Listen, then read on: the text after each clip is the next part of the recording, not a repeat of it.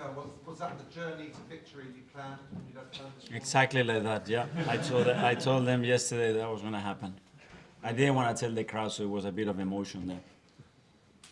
And how do you feel after that? Great. I think we all work so hard and plan everything to live moments like this, and those moments are going to stick with us, you know, to see the crowd so connected with the team again and celebrate in a big match like today with the history of these clashes. I think it's something great. So very happy.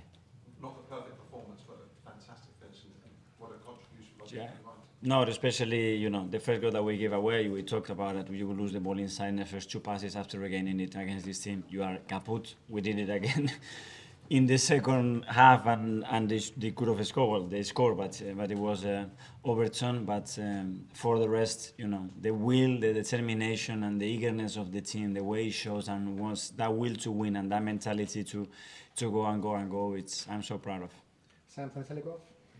Quite a lot of late goals last season and now a couple more today. What's the magic behind that? I prefer Bukayo puts it in the back of the net much earlier and the other chances that we had. But if it doesn't happen, why it has to happen another way? And a team needs different tools to win football matches, you know, and it needs the capacity as well to react, which I think we did really well in the first half. Straight away we scored the goal, and that made the difference. And I think that set the tone as well and some calmness to the team. So really good. James from CBS. Mikel, obviously a special moment for Declan scoring. Yeah. Could you reflect on the 95 minutes beforehand? It seemed a really good game for him. I think a tremendous performance when you look about holding midfielder, how he needs to dominate his area, and the presence that is needed, how he break out play, you know, how he glide the team together in many moments when the team was stretching a little bit.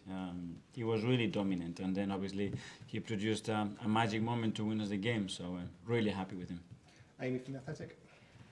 Mikel, is it as much about mentality when Declan Rice has that opportunity as it is about your technical ability to take a chance like that? When you have a moment where you need someone to grab the initiative, do you think that there's a reason that someone like Declan Rice has that? Yeah, but obviously we can do it. We did it yesterday, you know, but yesterday your heartbeat is at 80 and now is at 190, you know, and to produce the same level of quality there when the pressure is on and it's just that moment, it's just unique, and you need to have that quality, that certainty, that composure, and he showed it today, and he's there. Can you tell us a little bit about how he's fitted into the dressing room, and is he showing the kind of leadership that you were expecting as well?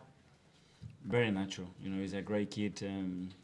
I think he's got a good mixture, I think, between being extremely demanding with everybody, with himself, and then a bit of banter as well, and being around the boys and the staff in a really humble way, you know. So I think it's fitting in brilliantly. James from ESPN.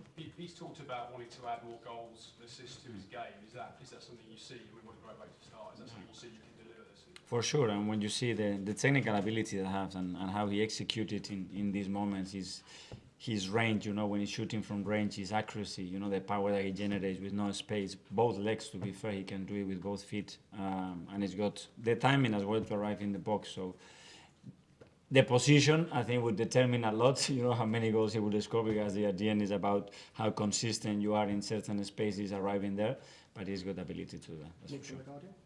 Mikel, hi. Hi.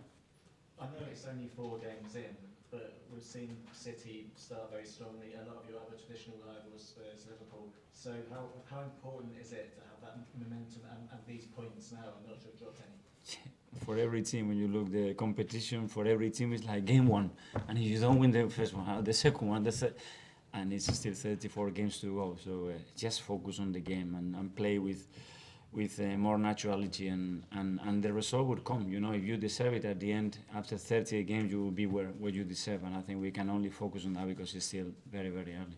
Mark from The Sun. Can you just ask you what's happening with Thomas Partey?